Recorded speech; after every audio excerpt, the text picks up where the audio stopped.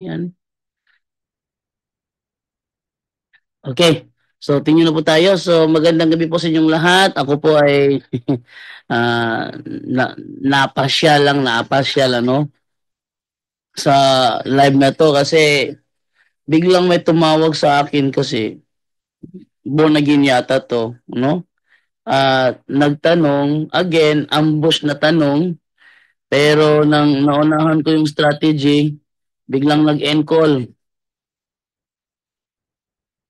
Naalala niyo dati yung ano, yung dati kong post doon sa YouTube channel ko po na Bro Jando Alabado TV. Nalala niyo po 'yun? Ah, may biglang tumawag sa akin, no? At nagpakilalang born again daw siya. At nagtanong, pero yung tanong niya kasi naunahan natin yung kanyang technique. So, ang ginagawa, lumiliko sa ano, sa lumiliko sa ibang issue, di ko naman pinapapasok. And ito naman, may tumawag naman ulit sa akin, bago lang talaga tumawag sa akin. Sabi niya, ah, ikaw ba ay naniniwala ka ba na ikaw ay anak ng Diyos? Sabi ko naman, bro, nasa Bible naman yun eh, 1:12. Sabi sa Bible 1:12 na sino mang tumatanggap kay Kristo ay kinikilala niyang anak ng Diyos. So, ako bro, nung ako'y nabautismuhan, ako'y nakumpirma, tinanggap ko naman po si Kristo.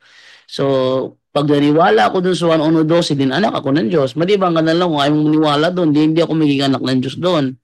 So, bigla siya napunta sa, ibig sabihin, dahil anak ka ng Diyos, ligtas ka na. Sabi ko naman na, ano, na, bro, ang sabi kasi sa unang Korinto ni 27, so ang nangyari, nabaliktad ko siya doon.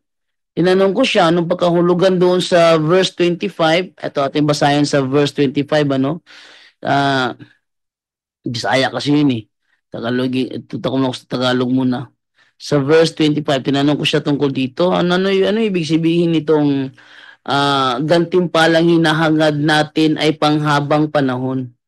Ano ibig sabihin ng gantimpalang hinahangad na panghabang panahon? Sabi niya, reward. Ano nga ang reward? Ano ibig sabihin ng reward na yan? Ano, halimbawa, pumunta ka sa paaralan, aral ka ng grade 1, tapos pumasa ka, nagkaroon ka ng mga ribbon. Wala ka napunta ng ribbon. Ba't ka napunta sa ribbon? Hindi naman ribbon pinag-uusapan dito. Ano ang ibig sabihin ng sinasabi diyan na gantimpalang hinahangad na panghabang panahon? Ano ibig sabihin niya? Reward nga, reward. So, nahirapan siya dito nung tinanong ko siya dito kasi sabi ko sa kanya, alam ko kasi yung ano mi, yung leading question mi. Ang leading question mo, magli-lead yan sa akin na gusto mong pangunahan ko ang Diyos kung ano yung hatol niya sa akin na para ba tinatanggalan ko siya ng karapatan na ako'y hatulan. No, kasi lagi siya hatulan eh. Sabi niya, ano nga hatulan? So, tinanong ko siya sa 27, ano ibig sabihin ni Apostol Pablo sa sinasabi niyang, gayoy hindi ako maalis. Subalit pinahihirapan ko ang aking katawan at sinusupil ito upang sa gayoy hindi ako maalis. Ano ibig sabihin sa term niya na hindi ako maalis? So, nahirapan dito yung tumawag na born again at sabi ko sa kanya, meron ka bang FB account para doon lang tayo magtawagan kasi lowbat yung cellphone ko. Actually, talaga lowbat ang cellphone ko kasi yung charger ko nandoon kay Michael, no? Yung charger ko nandoon kay Michael so hindi ko magamit yung charger ko kaya hirap ako maghanap ng charger ngayon. So try ko lang bukas maghanap ng charger na maaari kong magamit, no? Dahil sa as of now, hirap talaga ang pag-charge dito. Nasa 18% pa lang ako kanina pa to. So, yun ang ano doon, yun ang tanong ko sa kanya at nawala siya na parang bula. Okay, so i-try natin tawagan ulit. Baka sakali na sumagot na yung caller na born again. Alam ko namang ano to eh. Ito ay kadugo nung unang tumawag sa atin na nabutata rin. So, try ko siya tawagan ulit. Ito, tawagan ulit ano. Baka sakali sumagot. 9613 ang last na kanya number. Okay, tingnan natin.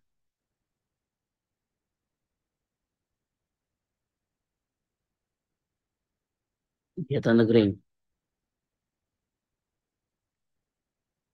Kasi tawagan, baka sakali yun. Pinapatay niya. Pinapatay niya. Ano kaya, na ano siya siguro, ulitin ko tawagan ha. Ba't niya kasi pinapatay? Pinapatay niya yung call?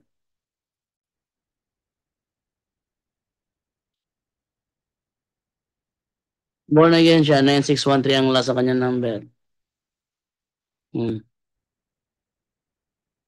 9613. Dapat talaga niya. So, una natin pilitin dahil namatay na. Isa matitawag natin yung manawag daw sa live. Okay? Ito tayo sa manawag daw sa live. Tatawagan daw natin. Manawag daw siya pag ako ay nag-live. Okay? Siya ang tawagan natin. Baka sakali sumagot ito.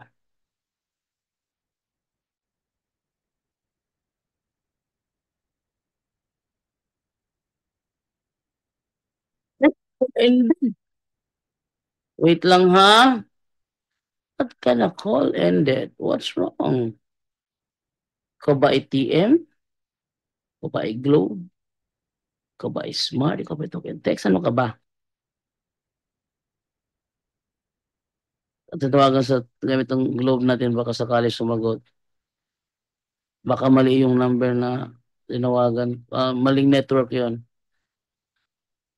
Kasi yung number niya sa screen, ano yan eh, talk and text ko yan, no? Talk and text number. So,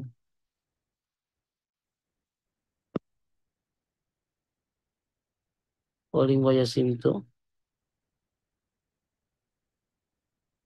Natin, sasagot ba? Right? Okay, cannot be reached. So, ibig sabihin nito ay TM. So, ating textan. Nakauli na ko. Panawag na. O yan, nakauli na ko, panawag na. So, itong mga taong ito, tumatawag pag naka-offline ako. Hindi ako naka-live, tumatawag sila. Pag sinabi ko nang naka-live, pinapatay agad yung call. Ano na bang nangyayari sa mundo? Okay, ganun pa man, tuloy ko muna ang pag-charge niya kasi nasa 18% pa talaga siya. Sobra talaga mahina ang charging niya ngayon. So move tayo ngayon sa babasa na lang ako ng mga comment section natin sa live, no? So akala ko pa naman may live ko yung ano nila, yung kanilang mga banat. Nako. Sabi ni Alex Digit, maayong gabi bro JD. O sa mga gusto magtanong, pwede ba kayong magtanong to sa comment section or tumawag dyan sa cellphone number na nasa screen. Okay? Pwede niyo rin akong video call gamit yung aking messenger sa Brad Jando Alabado. At makikita po kayo sa screen. Okay, good evening from Juanita Neri. Good evening, brother Jundo. Baba Jundo ba? Para bang Jet Kundo.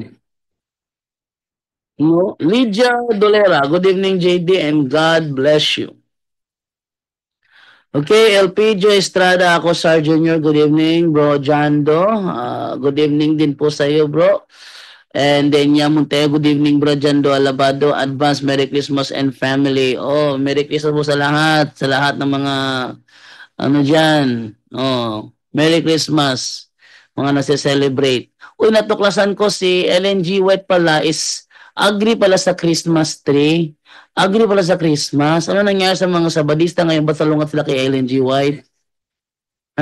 Nadiskubrihan ko. Oh, meron akong mga dokumento ngayon kung saan si LNG White pala ay pro-Christmas. Pero itong mga Sabadingding na ito, ba't tutol sila? Ano nangyari? Aragon, Juban, mga bro, di maayong gabi, Ites, Karen Ibanez. Good evening, Brad. Doms Olivar Veralio. Good evening, bro, JD. And Lomotak Neneng. No, humihina yung internet Wait lang. O yun, humihina yung internet natin. Wala yung internet at humihina. Ano kaya nangyari dito? What's wrong? Yan. Humihina ang ating internet ngayong gabi. There's something wrong with the line. No? So tuloy ako ng pagbabasa. From Reynaldo Sumo, good evening po bro JD, Merry Christmas po, God bless. JJ Camus Duque, mapagpalang gabi sa lahat, watching from Nueva Ecija. And Arlene Minyoza, Merry Christmas bro. And JB Luyao de Lima, good evening bro. Roel Balala, good evening Brother Jando, Merry Christmas, God bless you. And Sam Siega, Merry Christmas to you bro. JD, LG Gabini, maayong gabi bro. From Junjun Allen, good evening po sa lahat. Merry Christmas sa lahat. God bless us all. Amen. And Walter Apot, good evening bro. Jando, Melchor Suson, mayong gabi bro. Mayong gabi po ninyo. Na-discoveryhan ko pala. Wait lang, tinong ko muna itong yung aking dokumento Ito, meron palang mga libro si Ellen G. White pala na agree siya sa Christmas. Wait lang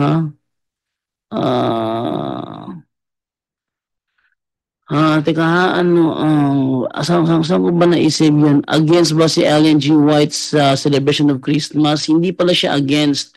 Katunayan, meron siyang sinabi dito sa kanyang libro na The Adventist Home, page 482. Sabi niya, Christmas is coming.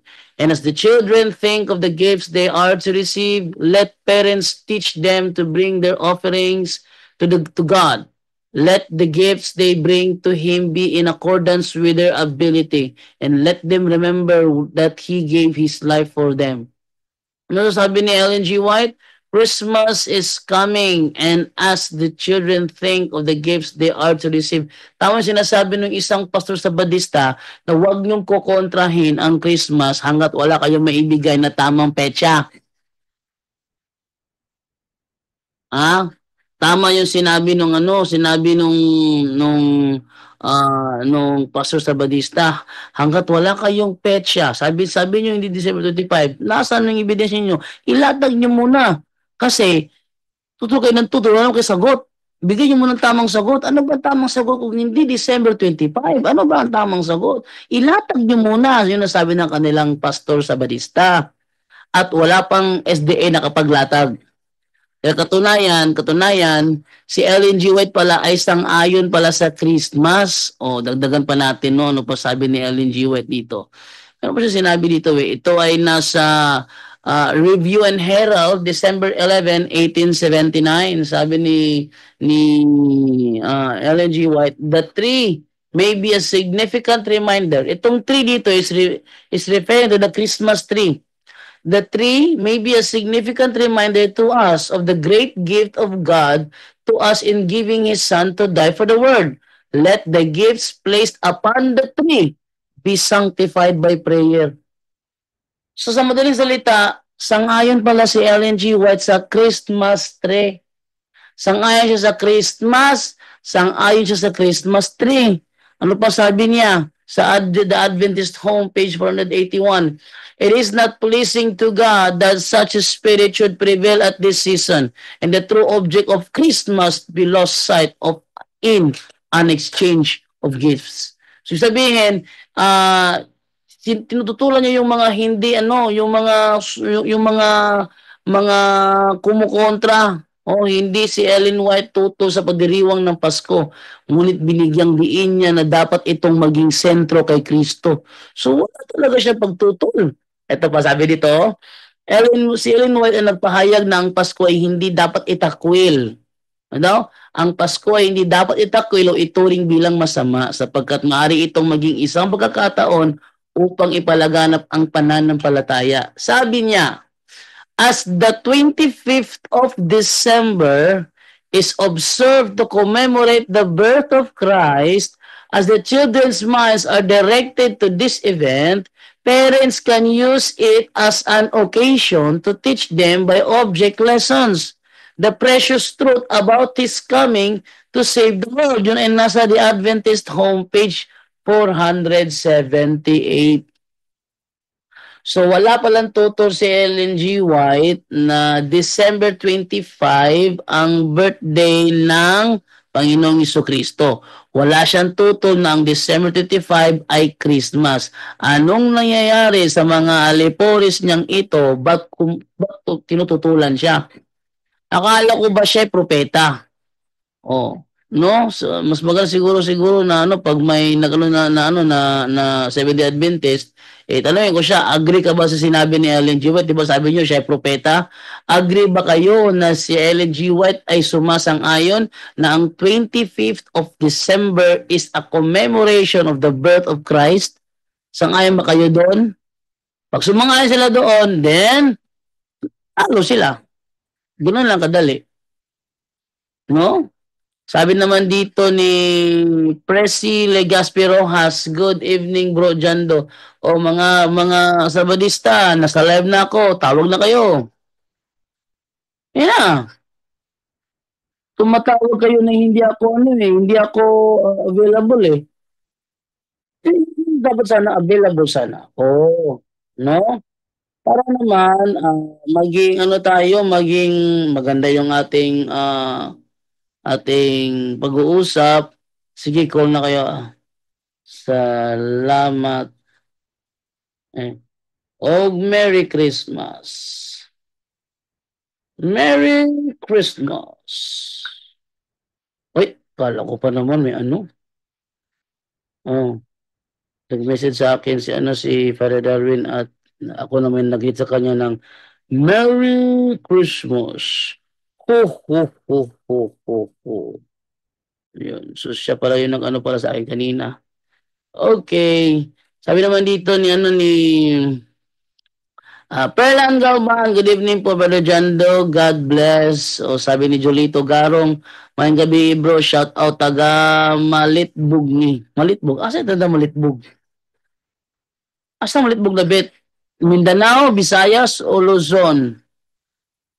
It's either in Mindanao o Visayas kasi Visaya ang nagsulti.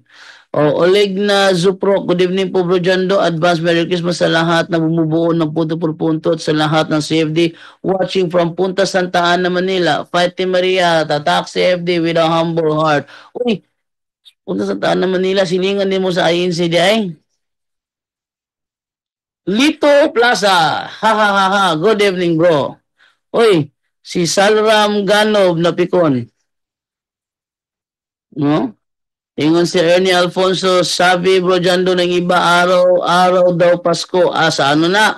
Sa ang dating daan, araw-araw Pasko. Di ako totoo, di ako niniwala doon. Araw-araw Pasko. Sa kanila daw, everyday Christmas. Saang doktrina nyo nabasa? Doktrina ng ang dating daan nakalagay, everyday Christmas. Saan? Kasi sa kanila kasi yung Pasko kasi hindi yung Christmas eh. Sa kanila yun ay Paskwa. Paskwa, nangungopia doon sa Judaism ng Paskwa. Pero yung kanilang Paskwa is everyday, hindi naman yun Christmas. Iba yung Paskwa kasi sa Christmas, no? Iba yung Paskwa sa Christmas. Ang pinaglalaroan nito yung term Pasko. May Pasko sa Biblia at yun ang Paskwa, hindi yun tinutukoy naming Pasko kasi ang Pasko namin ay Christmas. Yung Pasko o Paskwa sa Biblia is a Jewish celebration. It is a Jewish celebration commemorating the angels, the Passover, when the angel passed the Israelites during their time in Egypt, sila nilagpasan, nalagay sila ng dugo sa kanilang mga pintuan. Ang tawag nila doon Passover, Paskwa. Yun, hindi yun ang Christmas na tinutukoy ng mga Katoliko.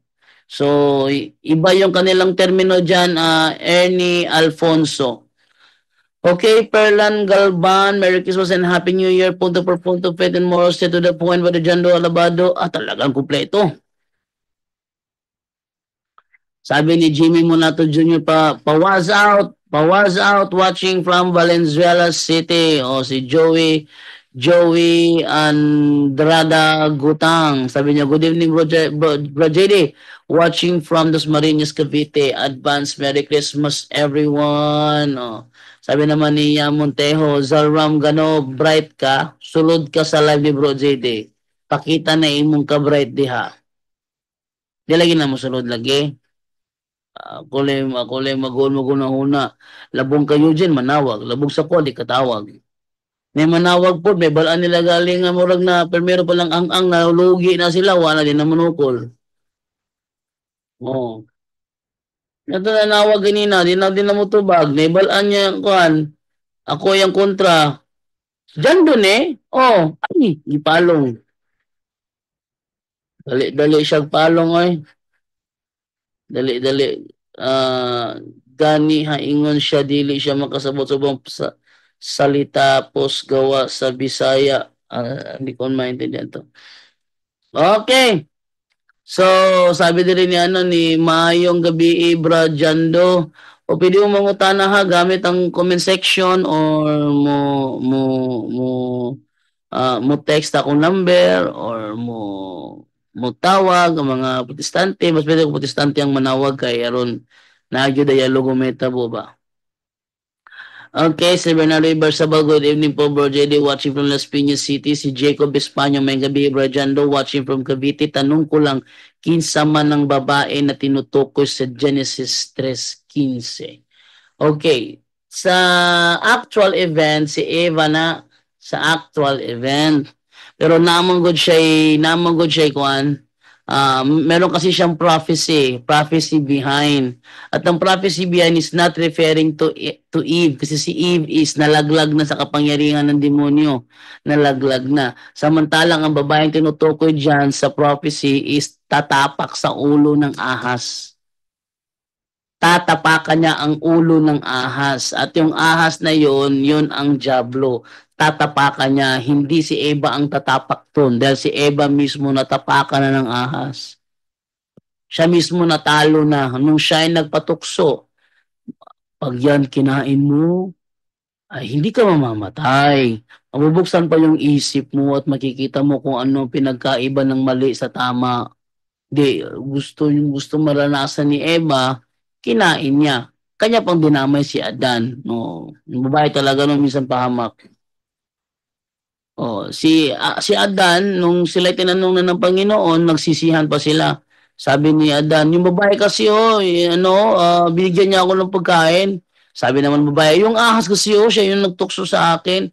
Kaya yung ahas yung napagbuntungan. Pero dami pa rin silang lahat doon kasi yun ay kanilang, kumbaga may participation nangyari ba? No? Yung babaeng nandoon sa actual event is si Eva.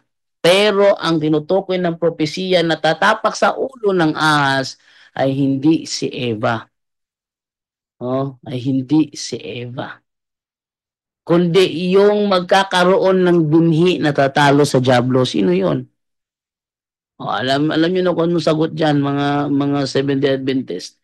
Asterio Janiola Cotillas, Merry Christmas Bro JD and Gaga Arisa Labisores. Good evening bro, watching habang nagluluto ng harumaki. Ano yung harumaki? Ha? Yung ba yung kinakain ni Naruto? Ay, hindi pala. Ano pala yung kay Naruto pala? Ramen. Ramen Naruto ko yung Naruto.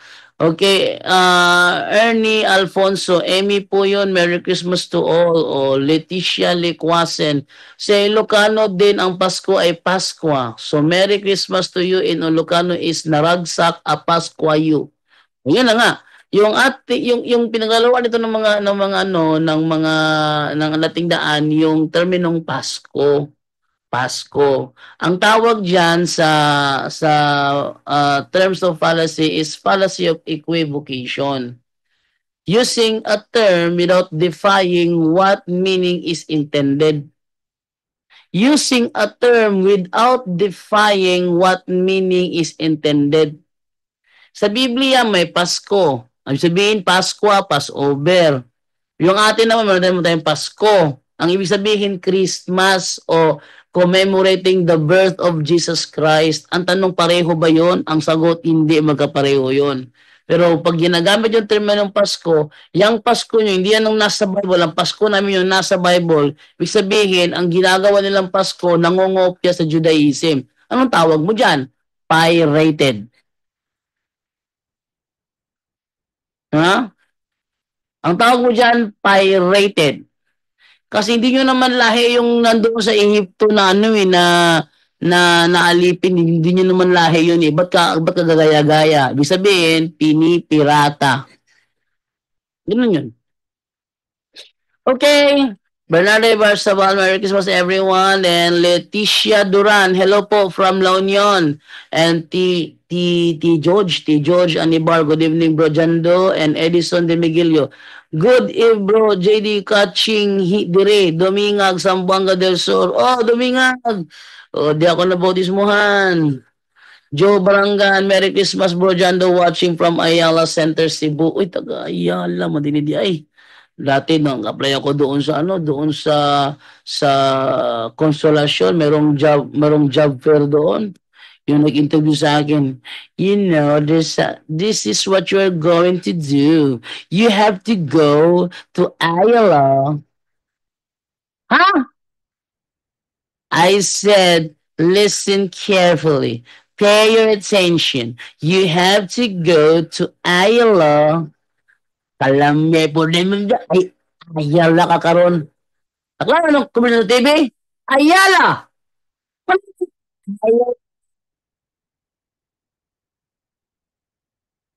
You have to go to Ayala. Hindi ko makalimutan yun. Doon sa Consolacion Cebu, nagkaroon ng job fair. Yung nag-interview sa akin, pag nagbanggit yung terminong Ayala, Ayala, sasabihin niya, Ayala. Nakapagtrabaho lang ng call center, ang OA mo na. Yung ano, yung nag-interview sa akin, ano siya, nandidiri ako sa kanya. Bisayang Bisaya yung mukha. Tapos makapagsalita ng Ayala, sabihin mo naman, ayaw. Eh, ano, hindi ako nagtagal sa kanya. Hindi ako nakuha eh. Yung nakuha, yung ganyan ng buko, pinahiga talaga oh. Yung nakuha. Okay no, and Delphin, Pano Rabago, Merry Christmas for JD, og sa tanan kapuntos, and Dasha Gregorio watching from Singapore, Merry Christmas sa tanan, and God bless everyone. Archie Jackson, happiest Christmas, punto por punto. Okay, ngayong December 25, anong petsa yung, anong araw yung December 25? Wednesday. Since 2020, nagsagawa tayo ng video call sa Jerusalem every December 25 at 12 midnight para ipakita na talagang walang makapal na snow sa Jerusalem. At ngayon darating na December 25, magkakaroon din ulit tayo ng video call from punto por punto Jerusalem, yung PESMA Plus. Sila ating kontakin para makita natin talaga bang merong makapal na snow sa Jerusalem this year. Kasi 2020 wala lang makapal na snow eh. 2021 walang makapal na snow. 2022 walang makapal na snow. 2023 walang makapal na snow. Baka ngayon may makapal na snow na. Ah. Okay, kasi si Eli Soriano kasi, pag siya nagpalabas, tingnan ninyo, posibleng lumabas yan ng mga tupa. Ang mga tupa. Bakit? Mga yelo. Ano akala ng mga tupa? Mga yelo? Uy, sabi ni Brother Juban, Soriano Rufo, ang mga tupa pala kahit may yelo, kumakain pa rin. Hmm. Kumakain pa rin sila, lumalabas pa rin sila kahit na makapal ang yelo sa labas. Pero sad to say, said sa Bethlehem, Jerusalem, malakas lang ang snow dyan sa kalagitnaan ng January at February. Pero sa December 25, tanging yung Mount Tabor lang. Mount Tabor ba yun? Hindi. Ano yun eh? Anong mount yun? Nakalimutan ko anong mount yun. Yun lang ang nagne-negative one, oh. Yun lang ang nagne-negative one. Pero yung area kung saan napakita yung angel sa mga pastol at saka doon sa lugar kung saan isinilang si Kristo, yung actual location doon sa Church of the Nativity, walang snow na makapal doon during December 25. Malamig lang yung hangin pero wala siyang snow. Lalabas lang ang snow, magne-negative one lang yan sa kalagitnaan ng January at February. Okay, Vicente Miheliano, good evening bro JD at sa lahat na nandito. And then Dia Didox, pa-shout out bro, watching about kay Rebecca, pinagpipilitan ng mga Muslim na 3 years old pa daw siya noong nagkaroon ng relation. Salamat. Yung sa Muslim kasi, iba yung kanilang pananaw doon. Huwag kayong paniwala sa Muslim dahil pag sila yung nagpaliwanag, iba talaga. Meron kasing pag-alternate na nangyari eh. Ha? Merong pag-alternate na nangyari to fit the Quranic understanding. Saan ko ba nabasa yon? Lang ha?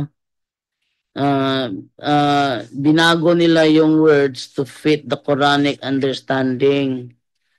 Saan ko ba nabasa yon? Wait lang ha, double check ko lang dito. No? Binago nila yung takbo ng kasaysayan, no? Wait lang. 11, page 11.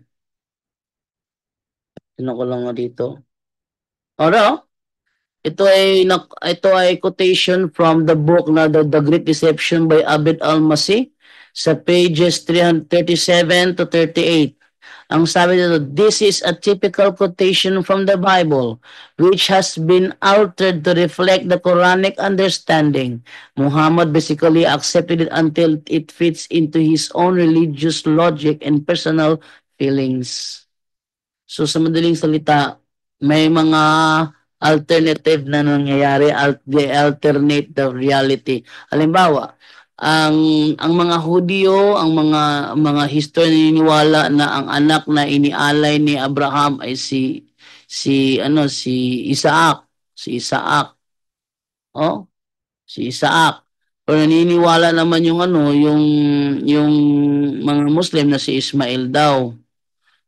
Pero based on the tradition of the Jewish community, ano sila? Yung anak sa labas kasi anak niya si Ismael sa kanyang helper na si Agar, no? Hindi siya makakatanggap ng actually pinaliwanag niya ni Apostol Pablo sa Galatia 4 no? Galatia 4:21 ba 'yon? Sinabi ni Apostol Pablo na ang mga anak sa labas ay hindi magmamana ng mamanahin ng anak na tunay at ang anak niya sa asawa niya si Isaac, hindi si Ismael. So talaga may pagbabago. Halimbawa sa kanilang Quran, sinasabi doon na si Jesus ay tinanong daw siya ng Allah, ikaw ba'y nagtuturo sa mga tao na kilalanin kang Diyos at ang inyong ina na si Maria? Abay naku, hindi Panginoon, hindi ko kalaman sinabi yon.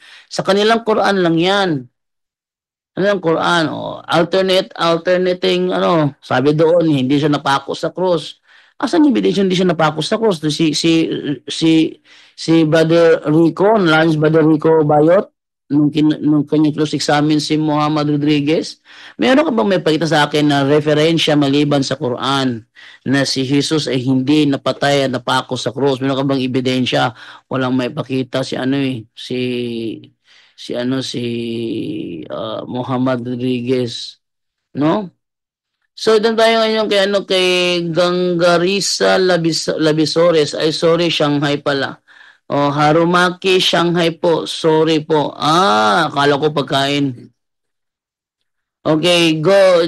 GB Buhisan, shout out Perater family from Mark Nino. Good evening po sa inyo watching from Santo Tomas, Davao del Norte.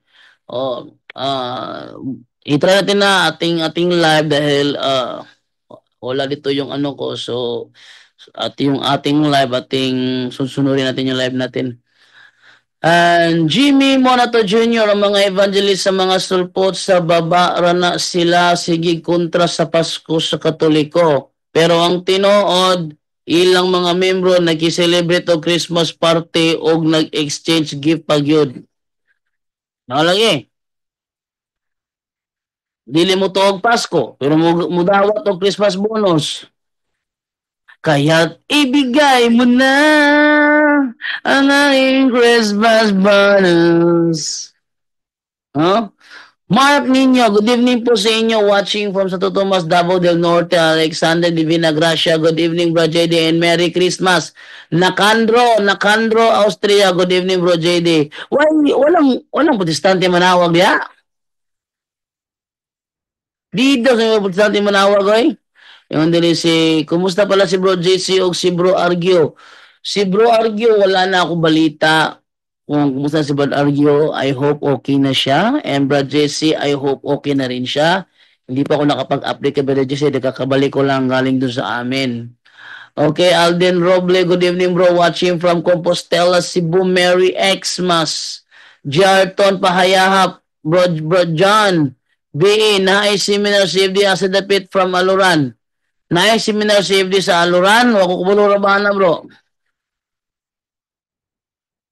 O baloan na, kung baloan, weekly sila Bible study dito sa katedral. Pero sa Aluran, wala ko baloan na. Mark Nino, good evening po sa inyo watching from Santo Tomas, Davao del Norte. Okay. Yung si Mergina alis na. Akala ko watching in the phone joke. Sabi ni Ernie Alfonso, isa pa po, sabi Jesus birth, may nagpapastol. Kung December 25 daw ito, wala daw magpapastol dahil sa weather, paliwanag po bro dyan doon. Ito totoo yan. Totoo 'yan sa Jerusalem, to Jerusalem. Sa December 25 malamig lang siya. Pero walang snow. Yan na, malamig lang ang klima. Para bang aircon nakabukas, halimbawa, papasok kayo doon sa isang lugar na ang aircon nakabukas, sabihin ba, bawal kumain doon ng tupa. Sabihin, bawal ipasok doon ng mga hayop kasi may nakabukas na aircon. Hindi gano'n. Sa Jerusalem, pag December 25, malamig lang ang klima, pero malinaw. Hindi siya rainy, maliwanag yung sikat ng araw, walang snow, walang crystal ice na mga tubig, walang ganun. Maliwanag sa Jerusalem sa December 25. Katunayan, abangan mo Ernie Alfonso, ngayong December 25 ng gabi, alas 12, tatawag tayo, mag-video call tayo doon sa doon sa Jerusalem. Ating tawagan si Brother Brother Jovan at saka si Brother Romel Tembrevilla. Ating i-video call sila sa December 25 ng gabi. Makikita ninyo walang snow. Walang snow, malamig lang. Yung araw nga mainit ang sikat ng araw eh. Talagang maliwanag ang araw, pero walang snow. Blue yung kalangitan, maliwanag yung cumulus clouds, tapos mayroon pang cirrus clouds, stratus clouds pala, stratus clouds. Di, cirrus clouds. Yung stratus, kasunod ng stratus, nimbus na. So, cirrus clouds at cumulus clouds, marami doon sa Jerusalem sa December 25, pero walang snow. Walang snow. Yan, Brother Ernie Alfonso. Okay? Garissa Labisolis, parang ayula ba bro? Anong ayula? Yung nili si Sane? Sanel, ilang so, Sonel to eh, Sonel. O Sanel. Sanel, saan Prestin? Sonel Prestin? Sabi niya, good evening bro, nanunglo ang mga Sabadista kay na hospital do sila Father Darwin and bro JC. Sagdi manunglo. Iya masiyawan na manunglo. Iya masiyawan na manunglo. Kisa mga apostoles ang nanunglo sa mga kuan, sa mga pare. Wala man. Wala apostoles nanunglo sa mga pare. Wala. no? Ang nanunglo kaning mga iyas yawa. PJ Kisyu Talaba, Broad Nico Quintana, baka may snow sa December 25. Wala, walang snow sa December 25, wala. Tingnan nyo ha, from 2020 to 2024, 2023 ginawa natin. Nag-video call tayo tuwing December 25, walang makapal na snow. Ngayong darating na 25, abangan ninyo, live, punto por punto. Video call tayo doon sa taga Jerusalem Pesma Plus. Makikita ninyo, walang makapal na snow. Abangan nyo yan. Dahil yan ay sa Wednesday ng gabi. Wednesday ng gabi ang December 25. Abangan ninyo sa gabing yan. Maggagawa tayo ng video call sa Jerusalem. Makikita ninyo walang makapal na snow. Abangan nyo yan. PJ Kisyo Talaba, no? Sabi naman ni Mergina Alice na grabe lamig sa Middle East kaso wala naman snow, wala. Mount Hermon pala yon. Yung Mount Hermon sa December 25 naka-negative 1 na siya. Yung Mount Hermon. Actually, titingnan ngayon na Mount Hermon. Tingnan natin sa natin sa tingnan natin sa klima. Dito sa klima tayo ngayon. Klima, tingnan ninyo ha. Okay, ating buksan yung ating Google. Ating buksan sa Google natin Mount Hermon. Mount Hermon. Hermon temperature. Temperature today. Nasa 1 degree Celsius na ang Mount Hermon. Sabihin, malamig na yan. Nasa 1 degree Celsius siya. Kita niyo? Ang Mount Hermon yan nasa 1 degree Celsius. Pag yan nag-negative 1, mag-snow sa Mount Hermon. How about sa Jerusalem? Bethlehem, Jerusalem. Hoy, tumatawag